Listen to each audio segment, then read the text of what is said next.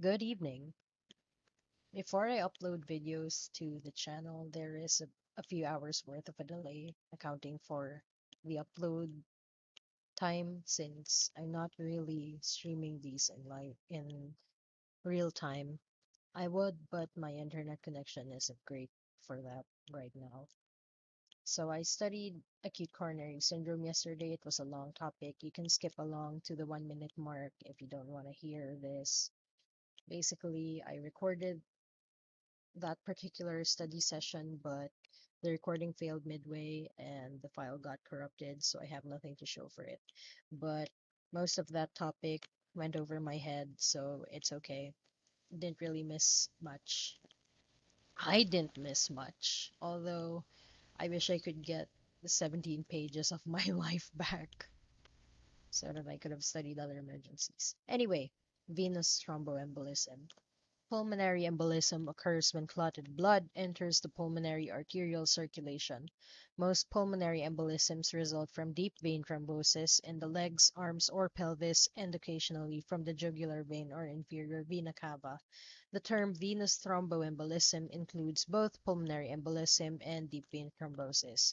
So when it comes to the distribution of frequency of clots diagnosed in the emergency room by severity and location, most common is distal leg DVT, followed by proximal leg DVT, pulmonary embolism minor, pulmonary embolism intermediate, pulmonary embolism major. Hang on a sec, this one is darker. No, scratch that. Okay, from descending order, basically what I'm going to mention first is the more prevalent type of clot. So the most common type of clot is apparently mesenteric deep vein thrombosis, followed by proximal leg deep vein thrombosis, pulmonary embolism minor, pulmonary embolism intermediate, distal leg DVT, other sites, pulmonary embolism major, and upper extremity DVT is slightly more than both pulmonary embolism major and other sites, but still less than distal leg DVT. So the pie chart I'm reading this from is a bit wonky, so that's why I didn't really get the order right. So blood clots occur when coagulation exceeds removal by fibrinolysis. Thrombophilias are conditions that tip the balance of coagulation fibrinolysis toward excessive clotting. Most guidelines categorize venous thromboembolism as provoked or secondary or unprovoked or idiopathic. Provoked VTEs are acquired and often time-limited conditions, generally often following recent surgery, trauma, or any condition associated with limb or body immobility. Active cancer is a VTE provoker that often persists. Other provoking factors generally include diseases or conditions that impede venous blood flow, infection, chronic disease, estrogen use, pregnancy or initial postpartum interval, and age older than 50 years old. Each year after 50 increases the risk. Unprovoked VTE patients have no risk factors that are known, suggesting an increased tendency to clot. Most VTEs diagnosed in the emergency setting are unprovoked. Patients with unprovoked VTE have a 15% chance of recurrence in the next year, compared with 5% for those with a provoked episode. For this reason, those with unprovoked VTE usually receive longer treatment than patients with provoked VTE. Those with provoked VTE have a higher 1 year death rate, likely from comorbid conditions, especially cancer. Venous thrombi that are large enough to cause clinically important PE can form in the popliteal, common femoral, superficial femoral, pelvic, axillary, jugular, and great veins. At least one-third of patients with DVT have concomitant pulmonary embolism, even when the patient lacks symptoms of pulmonary embolism. Although 75 to 80% of hospitalized patients with pulmonary embolism have image demonstrated DVT, only 40% of ambulatory emergency patients with pulmonary embolism have concomitant DVT. Blood clots that form in the large veins of the legs, especially the femoral and iliofemoral veins, usually begin on the valves, leading to scarring and poor function of the venous valves. This causes pooling of venous blood in the legs, leading to varicose veins, pain, swelling, skin hyperpigmentation, and ulcers, also known as post-thrombotic syndrome. With pulmonary embolism, the correlation between the degree of initial pulmonary vascular obstruction and clinical severity is weak, but patients without prior heart or lung disease generally begin to experience symptoms from pulmonary embolism when approximately 20% of lung vasculature becomes occluded. With larger clot burdens, the pulmonary arterial pressure increases, leading to right ventricular dilation and myocardial damage, causing the release of troponin and B-type natriuretic peptide. Right ventricular dilation or injury, as evidenced on CT or echocardiography, or suggested by elevated troponin or B-type natriuretic peptide, indicates right heart failure and an increased risk of circulatory shock and death. The two principal mechanisms of death from pulmonary embolism appear to be abrupt near total pulmonary artery occlusion that leads to pulseless electrical activity and asystole from ischemic effect on the His-Purkinje conduction rather. Approximately one-third of survivors of large pulmonary embolisms go on to have persistent right heart dysfunction and severe symptoms. Approximately 5% of patients with pulmonary embolism go on to experience chronic pulmonary vascular obstruction, leading to progressive damage to the lung vessels and right heart with disabling dyspnea and pulmonary hypertension, also known as chronic thromboembolic pulmonary hypertension. Inherited thrombophilias increase the risk of first-time VTE, although most of these patients are unaware of this condition until a clot occurs. The risk of recurrent VTE in those with a known thrombophilia is the same as in those who have had a prior unprovoked VTE absent that condition. With limb immobility, the risk increases depending on the joint as follows. The elbow, least, shoulder, ankle, knee, and hip, most. Acute immobilization of the hip and knee in one leg with non-weight bearing causes the greatest risk for VTE, whereas immobilization of the wrist alone probably causes no risk.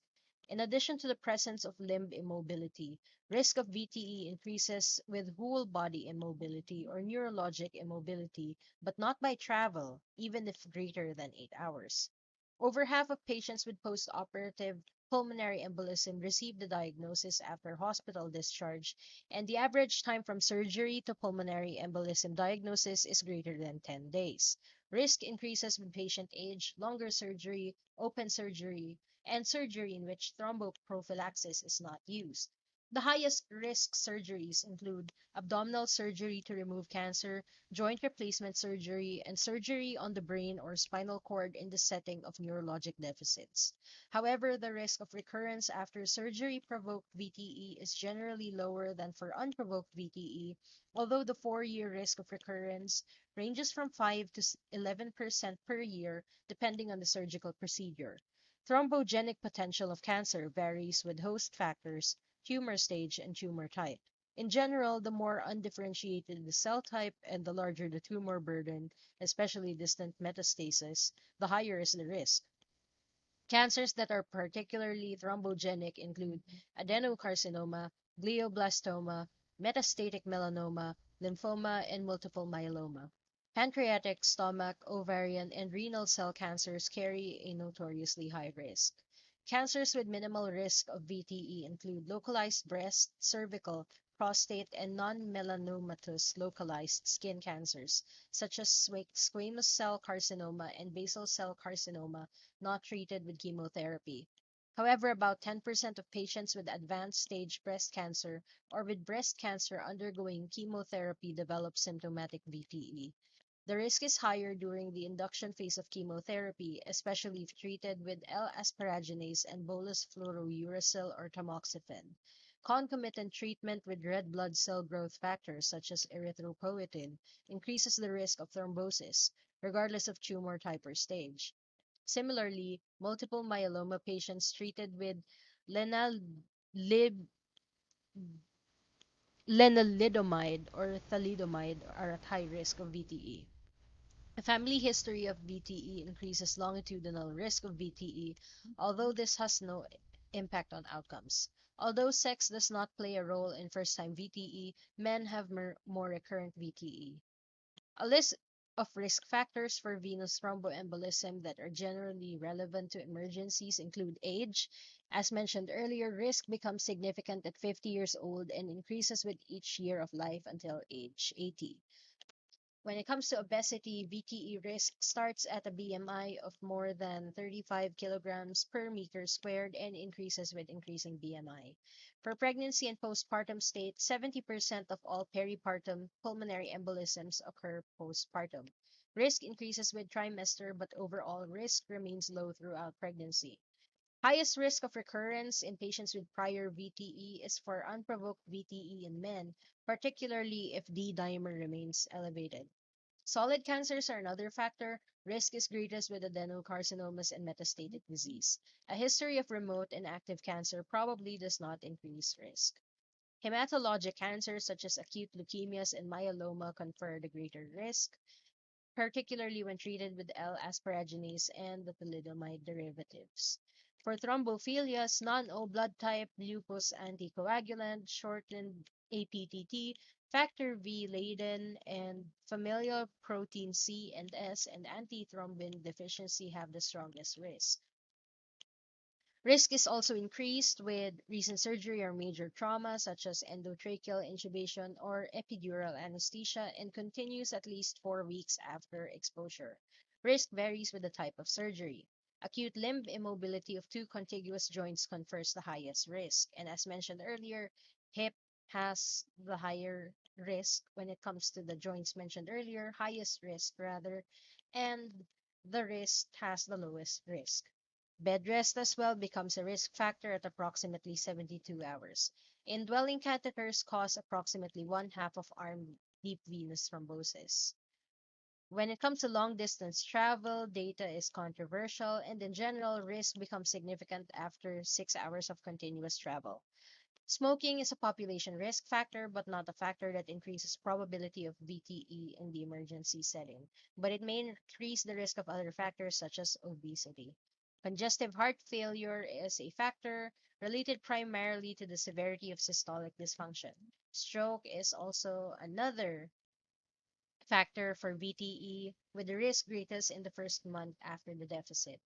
For estrogen, the highest risk period is in the first few months. All contraceptives containing estrogen increase risk of VTE, including transdermal and transvaginal preparations. When it comes to non-infectious inflammatory conditions, examples are inflammatory bowel disease, lupus, and nephrotic syndrome. The risk of VTE increases roughly in proportion to severity of underlying disease. So, pulmonary embolism symptoms range from none to sudden death. Patients with similar comorbidities and clot burden may have drastically different clinical presentations. The hallmark of pulmonary embolism is dyspnea unexplained by auscultatory findings, EKG changes, or clear alternative diagnoses on the chest radiograph. Chest pain with pleuritic features is the second most common symptom of pulmonary embolism, although about one half of all patients diagnosed with pulmonary embolism in the emergency setting have no complaint of chest pain.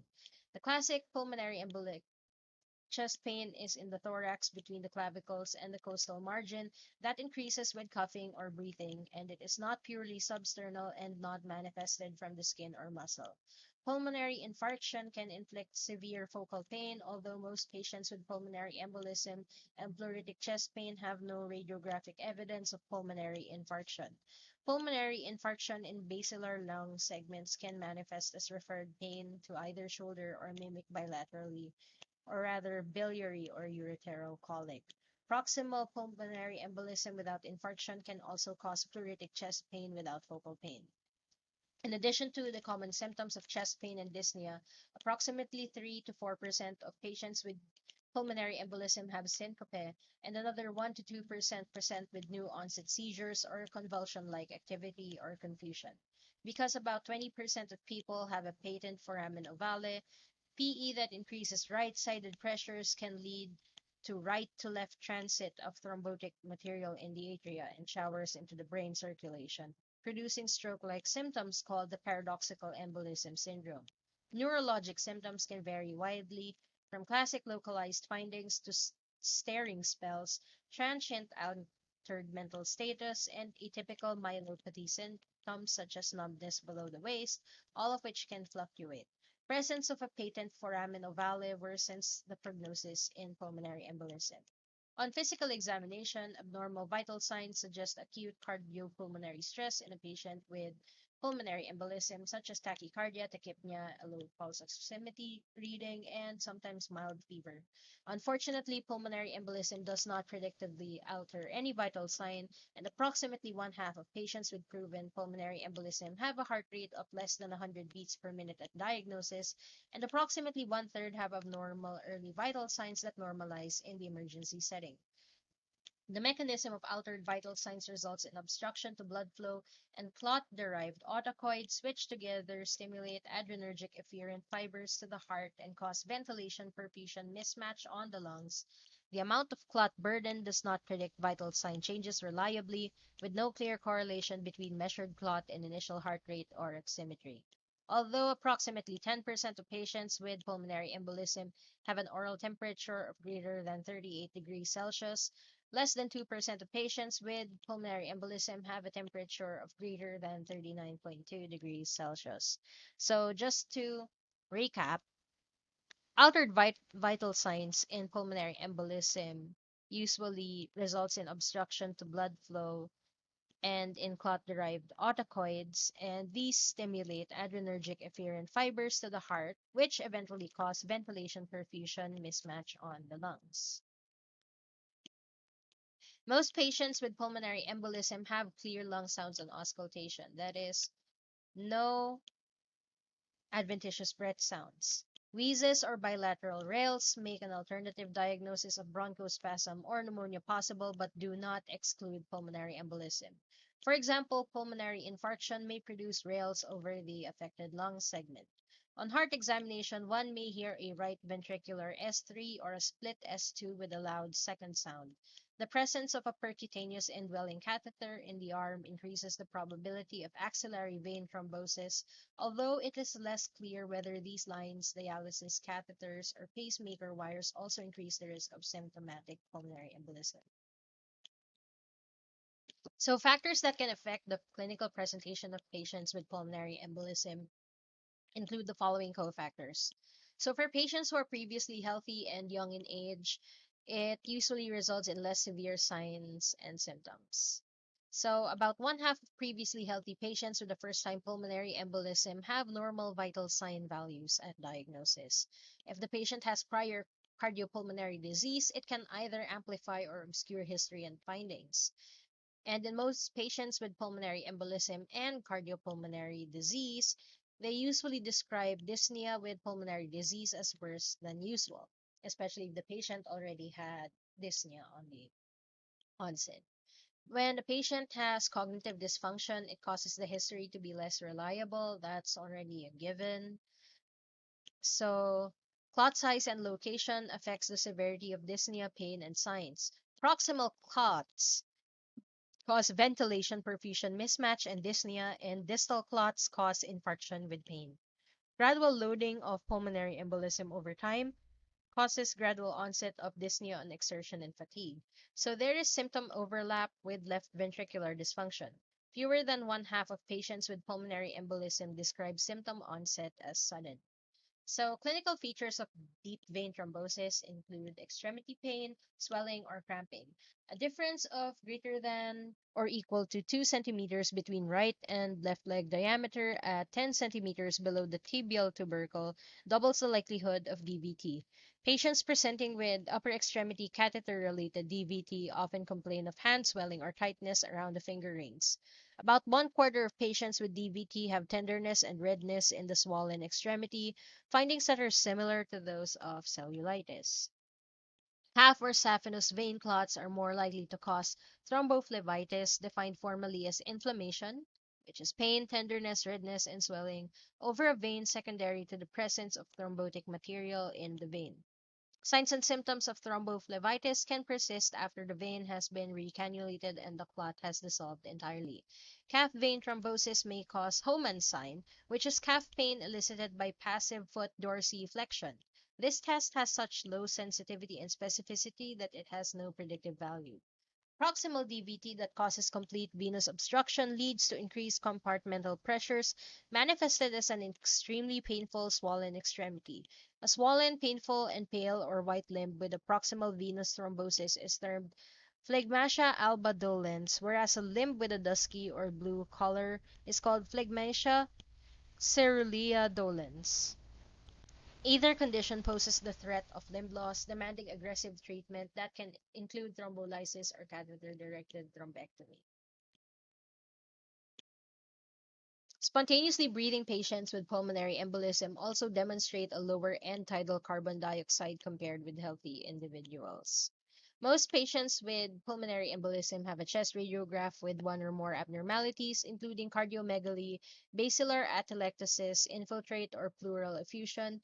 All are nonspecific for pulmonary embolism. In less than 5% of patients, a wedge-shaped area of lung oligemia, also known as the Westermarck sign, usually from complete lobal artery obstruction, or peripheral dome-shaped dense opacification, also known as the Hampton hump, always indicative of pulmonary infarction, exists. So that being said, when it comes to signs that we could look for on the chest radiograph, you could look for Westermarck sign, which is a wedge-shaped area of lung oligemia, and a peripheral dome-shaped dense opacification, also known as Hampton hump, which is always indicative of pulmonary infarction. The presence of hypoxemia or dyspnea with clear lungs on physical exam and imaging suggests pulmonary embolism. EKG is usually nonspecific. You might see sinus tachycardia or nonspecific ST and T wave changes. When pulmonary embolism causes the right ventricular systolic pressure to exceed 40 millimeters mercury, the EKG can be more specific, including T-wave inversion in leads V1 to V4, incomplete or complete right bundle branch block, and the classic but uncommon S1 Q3 T3 pattern. A clinical EKG score allows severity assessment in those with diagnosed pulmonary embolism, where higher scores equates to higher mortality. So when it comes to making decisions for diagnostic testing for venous thromboembolism, estimating the pretest probability for VT in a patient is the first step in selecting a diagnostic pathway. So there's no singular diagnostic test or algorithm that perfectly excludes or diagnoses VTE. The pulmonary embolism rule-out criteria reliably forecasts a probability of pulmonary embolism that is below the 2.0% test threshold in patients with a gestalt low clinical suspicion. The American College of Emergency Physicians Clinical Guidelines Committee provided a 2B recommendation for the PE rule-out criteria rule. The PE rule-out criteria rule had an apparently high failure rate in one secondary analysis done in a European population with a prevalence of disease of 27% in conjunction with a low-risk Geneva score. So generally speaking, there is what we call the Wells score, which is basically having original rules that separate patients into low, moderate, and high probability groups. The Wells DVT and PE scoring systems both reliably produce a stepwise increase in probability of clot presence with higher scores. And there's also a Charlotte rule, which is designed to categorize patients into either a low risk or non-low risk group designated as safe or unsafe. So when it comes to an EKG scoring method to assess severity of pulmonary embolism, there are factors that cause scores of 2, 3, 4, and there are also a few with no score or just 1. So if a patient has tachycardia of greater than 100 beats per minute, that's given a score of 2. An incomplete right bundle branch block, also 2. Complete right bundle branch block is 3. T-wave inversion of leads V1 to V4 is given a score of 4. If there's T-wave inversion in just lead V1, if it is less than 1 millimeter, you don't score that. 1 to 2 millimeters has a score of 1. and greater than 2 millimeters has a score of 2. If the T wave inversion is in lead V2, if it is less than 1 millimeter, you score 1. The same goes for T wave inversion in lead V3. And 1 to 2 millimeters is scored as 2, and greater than 2 millimeters is scored as 3. If there's an S wave in lead 1, you don't add anything to the score. A Q wave in lead 3 adds 1 to the score. An inverted T wave in lead 3 adds 1 to the score. And if all have an S1, Q3, T3 pattern, you add 2 to the score. So the maximum score is 21, and the higher score a patient gets, the higher the risk is. D-dimer testing is also done. It is the best blood test to exclude venous thromboembolism, working on the principle that clots contain fibrin that is degraded naturally through the action of plasmin. Fibrin breakdown liberates the D-dimer protein into the blood. So this test can either be qualitative or quantitative, and generally speaking, we prefer quantitative tests. So when it comes to the pulmonary embolism rule-out criteria rule, all 9 factors that I'm going to mention must be present to exclude pulmonary embolism. Clinical low probability, which is a less than 15% probability of pulmonary embolism based on gestalt assessment, age of less than 50 years, pulse of less than 100 beats per minute during the entire stay in the emergency room, pulse oximetry greater than 94% at near sea level, or greater than 92% at altitudes near 5,000 feet above sea level. No hemoptysis, no prior venous thromboembolism history, no surgery or trauma requiring endotracheal or epidural anesthesia within the last 4 weeks, no estrogen use, and no unilateral leg swelling, defined as asymmetrical calves on visible inspection with patient's heels raised off the bed. So the Wells score for pulmonary embolism has factors that give points of 3, 1.5, and 1. So factors that give 3 points each are suspected deep venous thrombosis and an alternative diagnosis less likely than pulmonary embolism. Points that, or rather, factors that give 1.5 points each are a heart rate of more than 100 beats per minute, prior venous thromboembolism, and immobilization within the prior 4 weeks. And for factors that give only 1 point each, that's active malignancy and hemoptysis. When it comes to the Wells score for deep vein thrombosis, on the other hand, clinical features mostly only offer a point or negative 2 points. So the only factor that gives negative 2 points is an alternative diagnosis as likely as or more likely than deep venous thrombosis. And the rest of the clinical features that I'll mention confer a point each. So that includes active cancer with treatment within 6 months or palliation, paralysis, paresis, or immobilization of the lower extremity, bedridden for more than 3 days because of surgery within 12 weeks, localized tenderness along the distribution of deep veins, entire leg swollen, unilateral calf swelling of more than 3 centimeters below tibial tuberosity, unilateral pitting edema, collateral superficial veins, and a prior history of DVT or pulmonary embolism. So when it comes to breaking down the Charlotte rule for patients with suspected pulmonary embolism, as mentioned earlier, it groups patients into safe and unsafe categories. So in a patient with suspected pulmonary embolism, we look at the heart rate over the systolic blood pressure with a ratio of greater than 1.0 or an age of greater than 50. If the patient doesn't follow any of these two, that is, the heart rate over systolic blood pressure ratio is less than 1.0, then the patient is considered safe. Same if the age is less than 50 years old or 50 or lower. If the patient has either of those two factors, you proceed to check if there's unexplained hypoxemia with a oxygen saturation of less than 95%, non-smoker, no prior lung disease such as asthma, COPD, spectrum, or smoking. If the patient has any of those, they're not safe. If they don't have those, you go on to check if they have unilateral leg swelling. If they have unilateral leg swelling, they're grouped as unsafe. If they don't, you check if they have recent surgery. If they have had recent surgery, they're not safe. But if they didn't have recent surgery, we check if they have hemoptysis. If they have hemoptysis, they're not safe. If they don't have hemoptysis, then they are considered safe, despite having a heart rate over systolic blood pressure ratio of greater than 1.0 or an age older than 50 years old. So the D-dimer has a half-life of approximately 8 hours and can be elevated for at least 3 days after symptomatic VTE.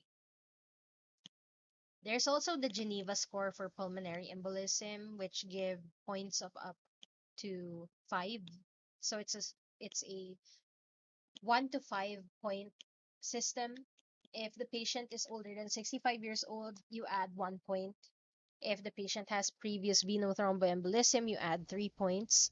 If the patient has surgery requiring anesthesia or fracture of lower limb in the past month, you add 2 points. If the patient has active malignancy, you add 2 points. If the patient has unilateral leg pain, that accounts for 3 points. If the patient has hemoptysis, that's 2 points. If the patient has unilateral leg edema, that's 4 points. And if the patient has a heart rate of 75 to 94 beats per minute, that's 3 points. And if it's higher than 95 beats per minute, it's 5 points. So a total score of 0 to 3 indicates a low probability. A score of 4 to 10 indicates moderate probability. And a score of greater than 10 indicates high probability of pulmonary embolism. So there are factors that are known to alter the D-dimer level from expected values. Potential false positive levels may occur in age older than 70 years old, pregnancy, active malignancy or metastasis, surgical procedures in the previous week, liver disease, rheumatoid arthritis, infections, and trauma. And potential false negative levels occur in warfarin treatment, symptoms lasting for over 5 days, presence of small clots, isolated small pulmonary infarction, isolated calf vein thrombosis, and lipemia. So when it comes to imaging, CT angiography is the most common imaging modality for pulmonary embolism, identifying a clot as a filling defect in contrast-enhanced pulmonary arteries. In addition to clot recognition, a CT scan can detect alternative diagnoses of pneumonia. Most CT pulmonary angiography protocols require the patient to lie supine and hold their breath for a few seconds, and then there is injection of approximately 120 milliliters of contrast.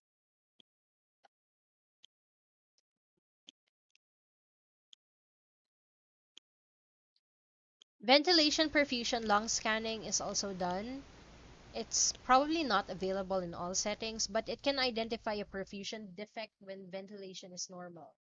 VQ scanning measures scintillation produced from a gamma ray emitting atom and yields an image that plots the destiny of scintillations emitted from the chest using two pieces.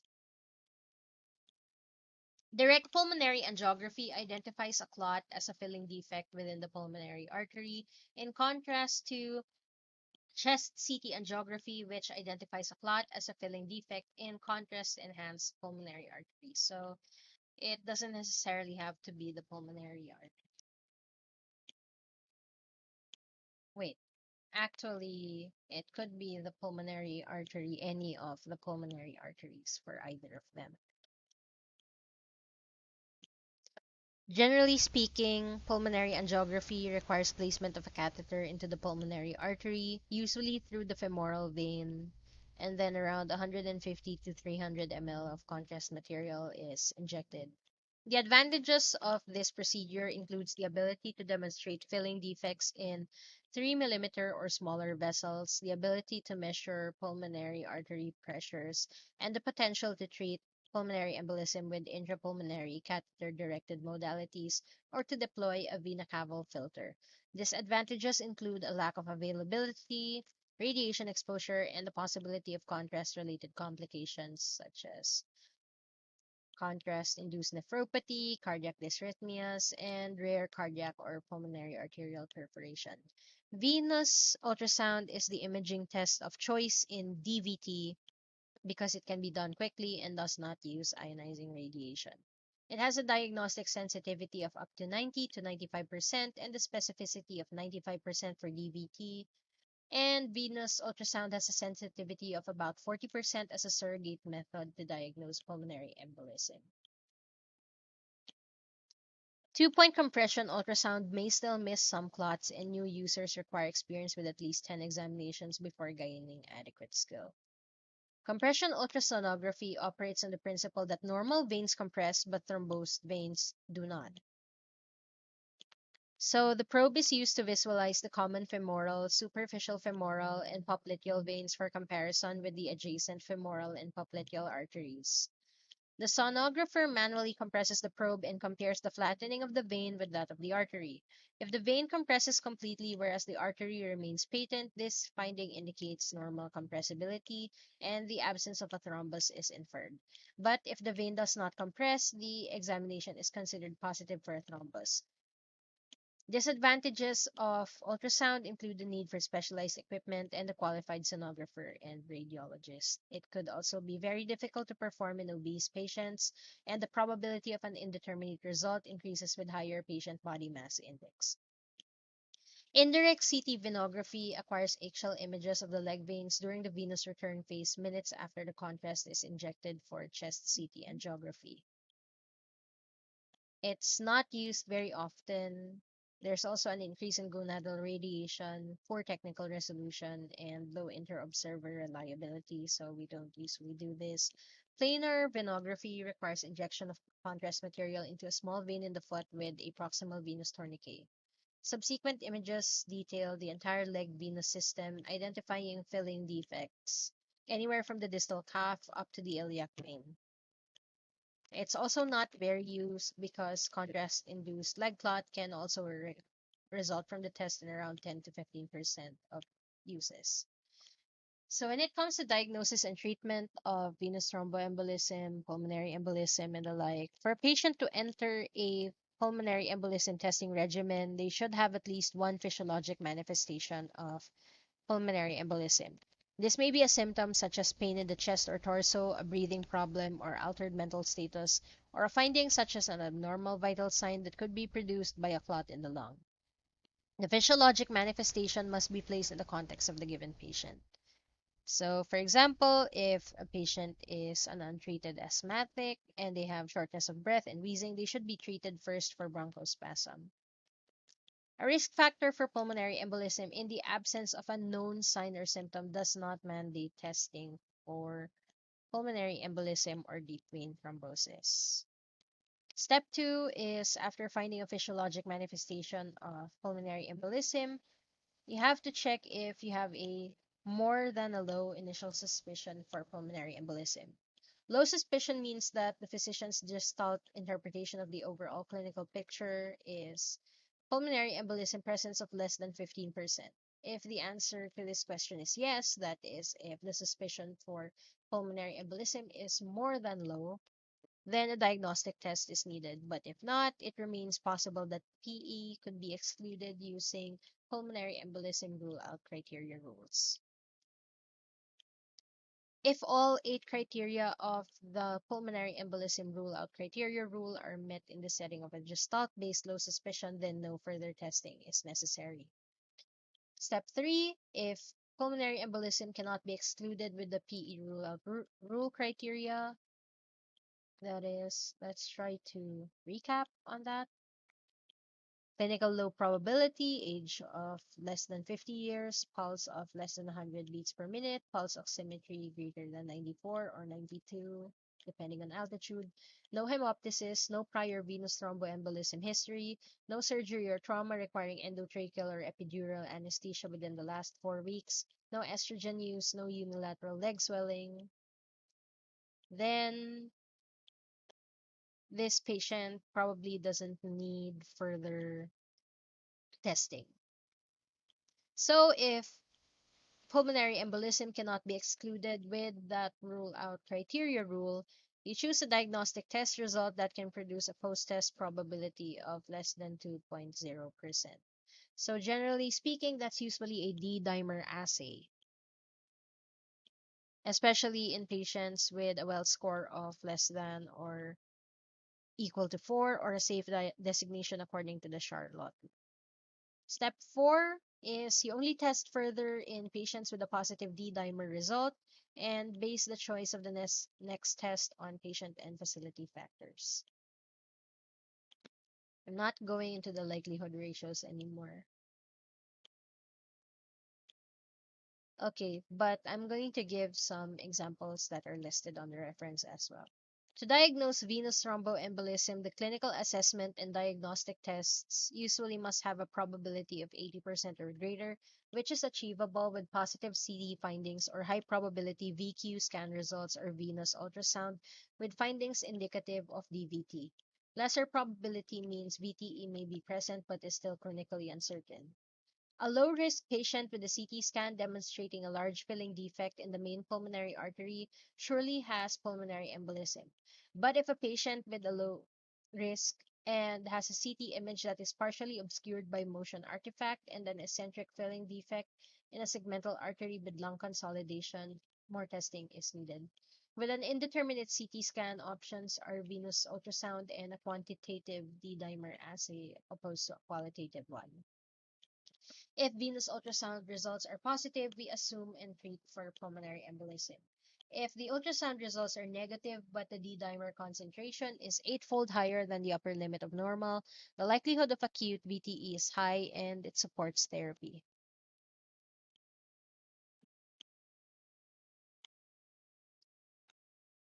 So, a diagnostic algorithm for deep vein thrombosis applied in patients with leg symptoms compatible with DVT is as follows. So you determine pretest probability of DVT using Wells criteria, and if the patient has a low probability score that is less than a point, D-dimer testing is done.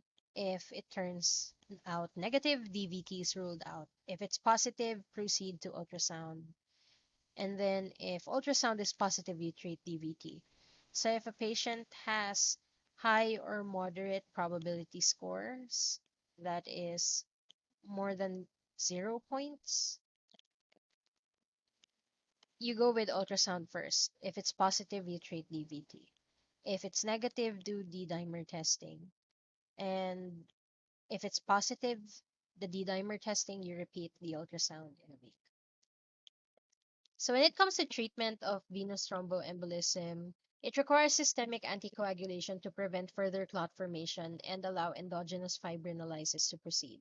In many cases, the initial treatment for VTE is heparin or a heparin-like drug. So the two most common options are unfractionated heparin or a low molecular weight heparin. Initial anticoagulation treatment for VTE can also include oral rivaroxaban. Current data favor the use of low molecular weight heparins over unfractionated heparin for treatment of both pulmonary embolism and DVT in terms of composite outcomes such as bleeding and death and cost, although the magnitude of benefit is not that large. If we're not certain about pulmonary embolism presence, the likelihood can guide anticoagulation therapy. The benefit of empiric anticoagulation for 24 hours exceeds any risks of bleeding and heparin-induced thrombocytopenia for any patient with a pretest probability of pulmonary embolism of greater than 20%. A delay in administration of heparin to patients with pulmonary embolism is associated with an increase in mortality. In patients with severe renal insufficiency and acute DVT or pulmonary embolism, unfractionated heparin is recommended over low molecular weight heparin. We treat upper extremity DVT the same as lower extremity DVT and remove any indwelling catheters associated with the clot. Heparin interferes with a few of the assays of enzymatic activity, such as glucose anticoagulant and endogenous proteases that are used to diagnose thrombophilia, but do not delay unfractionated heparin for any added thrombophilia testing when VT is clearly present, because the evaluation can be postponed to the future. DVT that causes phlegmatia cerulean dolens, which is bluing, cyanosis basically of the limb, requires rapid action to reduce the venous pressure. In addition to initiating anticoagulation, place the affected limb at a neutral level, remove constrictive clothing, cast, or dressing, and arrange for a consultant-delivered catheter-directed thrombolysis. If no such service is available and emergency transfer cannot be arranged, consider systemic fibrinolytics if there are no absolute contraindications. One regimen is 50 to 100 milligrams of Alteplase, which is basically tissue plasminogen activator, infused intravenously over 4 hours. So anti-thrombotic therapy for DVT and pulmonary embolism include the following: unfractionated heparin at 80 units per kilogram bolus, then 18 units per kilogram per hour infusion. The first number is 80 and the second number is 18. Low molecular weight heparins is outpatient treatment. You usually prefer that over heparin for obvious reasons. Unfractionated heparin, on the other hand, is preferred if outpatient therapy is not appropriate or if the patient has severe renal failure. Deltaparin is dosed at 100 IU per kilogram subcutaneously every 12 hours or 200 IU per kilogram subcutaneous every day. Enoxaparin is given at 1 milligram per kilogram subcutaneously every 12 hours or 1.5 milligrams per kilogram subcutaneously every day. Factor 10A inhibitors, there's no special note about them. Fondaparinux is given in patients who are less than 50 kilograms, 5 milligrams subcutaneously every day. In patients who are 50 to 100 kilograms, 7.5 milligrams subcutaneously every day. And in patients who are more than 100 kilograms, 10 milligrams subcutaneously every day. We don't use it in renal failure. For target-specific anticoagulants like rivaroxaban, we give 15 milligrams twice a day for 21 days, then 20 milligrams every day with food. There's no heparin requirement and it's a good choice for outpatient treatment. Apixaban also doesn't have any heparin requirement. It's also good for outpatients. You give it at 10 milligrams twice a day for 7 days, then 5 milligrams twice a day. Dabigatran is given at 150 milligrams twice a day. It requires a run-in of heparin for 5 to 10 days and is excreted renally. So, of course, we don't use it if the patient has renal failure. Thrombolytic therapy through tissue plasminogen activator or Alteplase is given as a 10 milligram IV bolus followed by 19 milligrams infused over 2 hours. It is for pulmonary embolism, but for pulmonary embolism with hemodynamic compromise, after infusion, you begin unfractionated heparin or low molecular weight heparin as is indicated. When it comes to treatment for localized superficial thrombophlebitis, we give an oral nonsteroidal anti-inflammatory drug or topical diclofenac gel until symptoms resolve. You don't need systemic anticoagulation for this kind of thing. For extensive superficial vein involvement, full dose anticoagulation is recommended. Compression stockings do not aid this condition. There are no universally accepted treatment guidelines for thrombosis isolated in the calf veins, which are the soleal or the gastrocnemius or the saphenous vein, although many use 3 months of oral anticoagulation. Alternatives include no acute treatment with repeat ultrasound in 1 week to identify progression of clot, or outpatient treatment with low molecular weight heparin. Patients with a history of venous thromboembolism or risk factors for VTE should receive 3 months of full dose anticoagulation when calf thrombosis exists, unless contraindications are present. When it comes to outpatient treatment of pulmonary embolism, patients with DVT diagnosed in the emergency room are typically discharged after receiving the first dose of low molecular weight heparin, and with anticoagulation continued as an outpatient. So patients with pulmonary embolism and the low risk of death plus adequate home support can qualify for outpatient anticoagulation. The incidence of short-term mortality and the bleeding risk are very low with outpatient treatment. The overall cost of care is less and the experience is preferred by patients. We select patients either using the Hestia Criteria or Simplified PE Severity Index criteria. So when it comes to the simplified PE severity index score, 0 means low risk, 1 is high risk. Age greater than 80 years old, a history of cancer, a history of heart failure or chronic lung disease, pulse greater than 110 beats per minute, systolic blood pressure less than 100 millimeters mercury, and oxygen saturation less than 90. The Hestia criteria identifies low-risk pulmonary embolism if systolic blood pressure is more than 100 millimeters mercury, no thrombolysis needed, no active bleeding, no oxygen required for more than 24 hours to maintain saturation at more than 90%, not already anticoagulated, absence of severe pain requiring IV narcotics for more than 24 hours, absence of other medical or social reasons to admit, creatinine clearance of more than 30 milliliters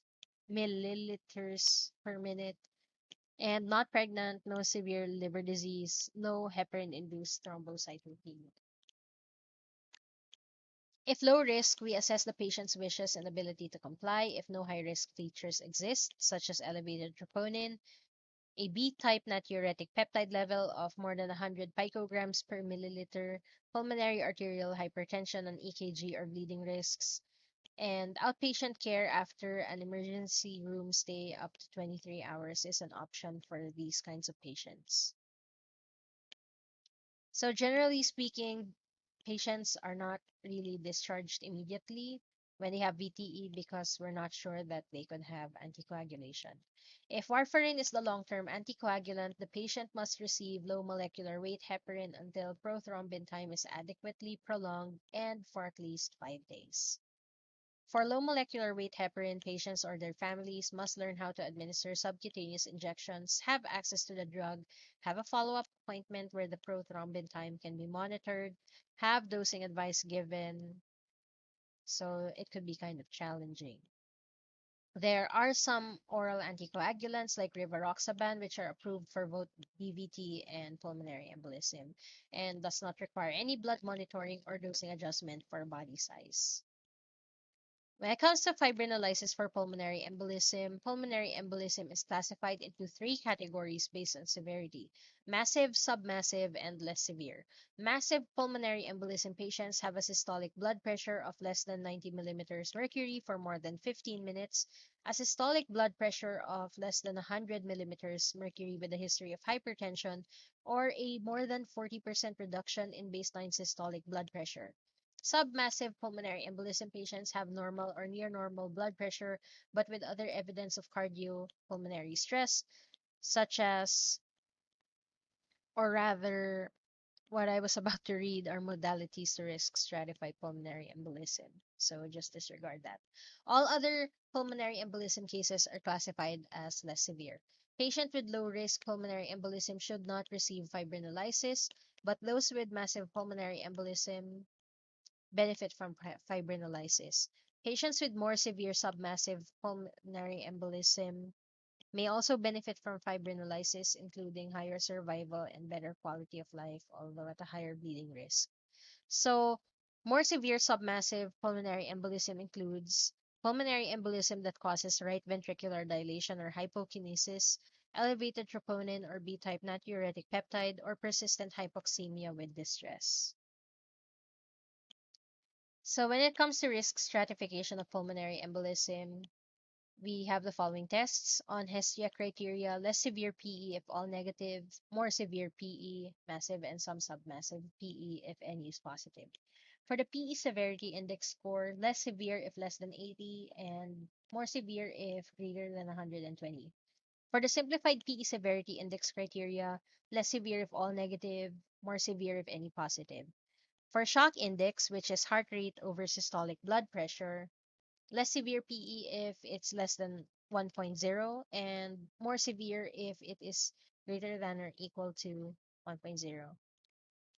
Pulse oximetry reading, less severe if it's greater than 94%, more severe if it's less than 95%. For echocardiography, it's less severe if there's normal right ventricular systolic function and size and no tricuspid regurgitation, and more severe if there is right ventricular hypokinesis and dilatation and a RVSP of greater than 40 millimeters mercury. For troponin I or T levels, less severe if it's normal and more severe if elevated. For B-type natriuretic peptide levels, the cutoff is 90 picograms per milliliter. For N-terminal pro B-type natriuretic peptide, the cutoff is 900 picograms per milliliter. For the dimer levels, quantitative, the cutoff is 8,000 nanograms per milliliter for more severe PE and less than 4,000 nanograms per milliliter for less severe PE. And for serum sodium concentration, it's less severe if it's less than 125 mEq per liter and more severe if it is greater than or equal to 125 mEq per liter. So the best evidence suggests considering systemic fibrinolysis in patients with no contraindications of fibrinolysis and any of the following: cardiac arrest, hypotension, respiratory failure, evidenced by severe hypoxemia, which is a pulse oximetry reading of less than 90% despite oxygen administration, together with evidence of increased work of breathing or evidence of right-sided heart strain on echocardiography, or elevated levels of troponin I or T or both. Major contraindications to thrombolytic therapy include intracranial disease, uncontrolled hypertension at presentation, recent major surgery or trauma in the past 3 weeks, and metastatic cancer. Any patient with head trauma from syncope should have a CT scan prior to therapy to detect hemorrhage.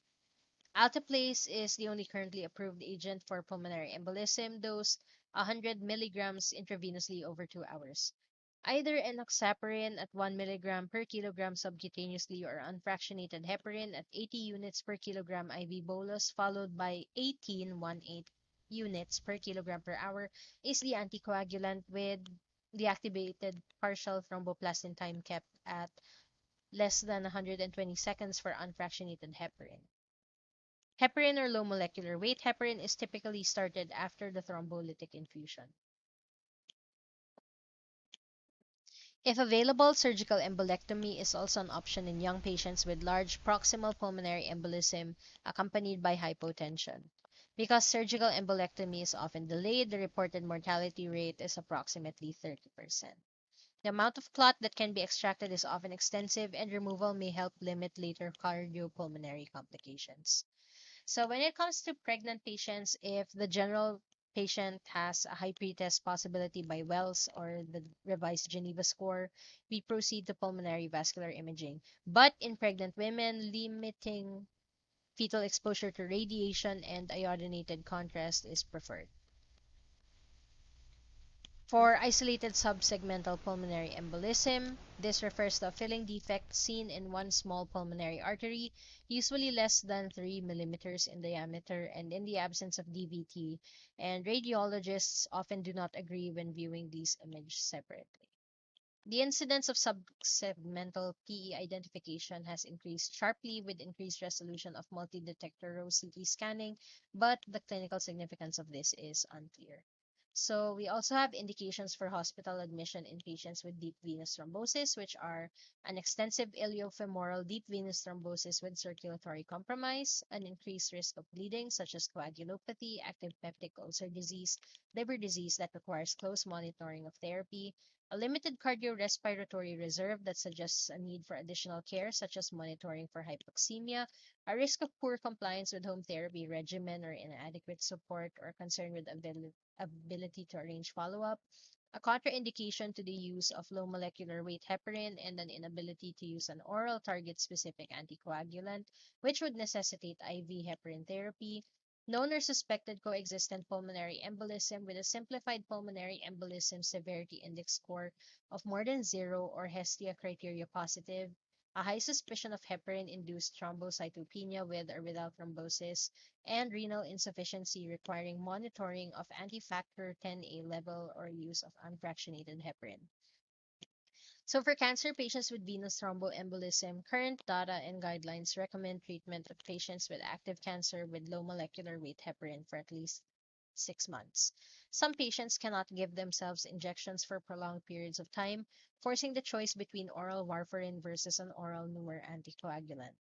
Pooled data from 4 newer agent trials in cancer-related VTE, which are the Bigatran, Rivaroxaban, and Edoxaban, show better outcomes with thrombin or factor 10A inhibitors compared with warfarin.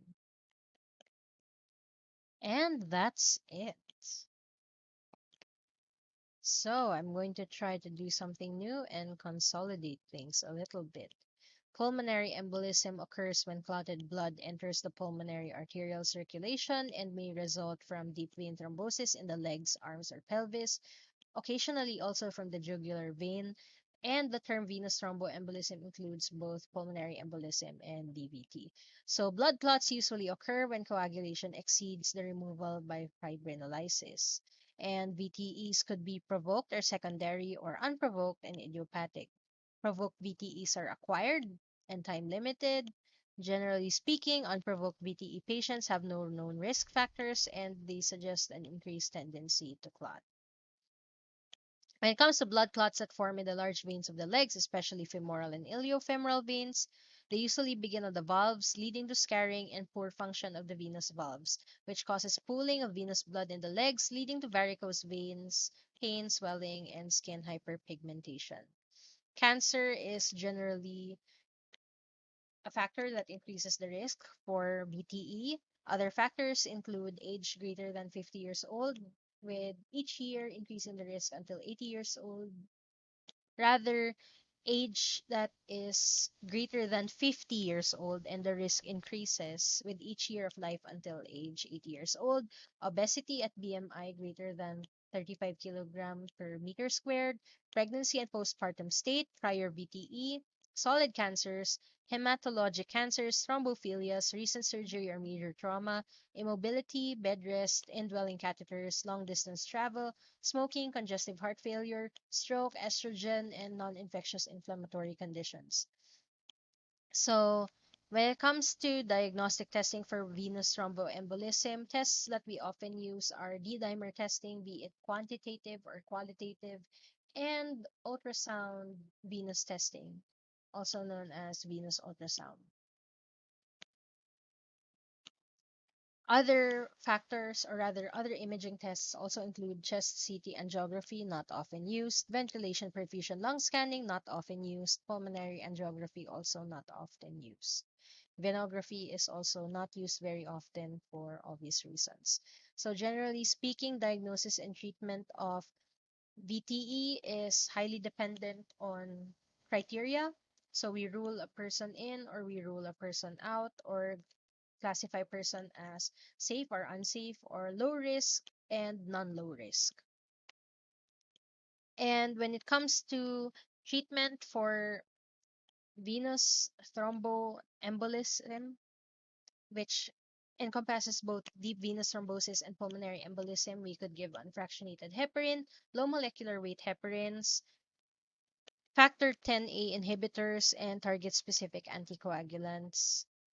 Fibrinolysis for pulmonary embolism can also be given, and systemic fibrinolysis in patients with no contraindications to fibrinolysis and any of the following: cardiac arrest, hypotension, respiratory failure, evidence by severe hypoxemia, evidence of increased work of breathing, evidence of right-sided heart strain on echocardiography, or elevated levels of troponin I or T or both can be done. So you consider systemic fibrinolysis in those kinds of patients. And that's it for a look into venous thromboembolism. Thank you so much for bearing with me, for listening for this long if you did.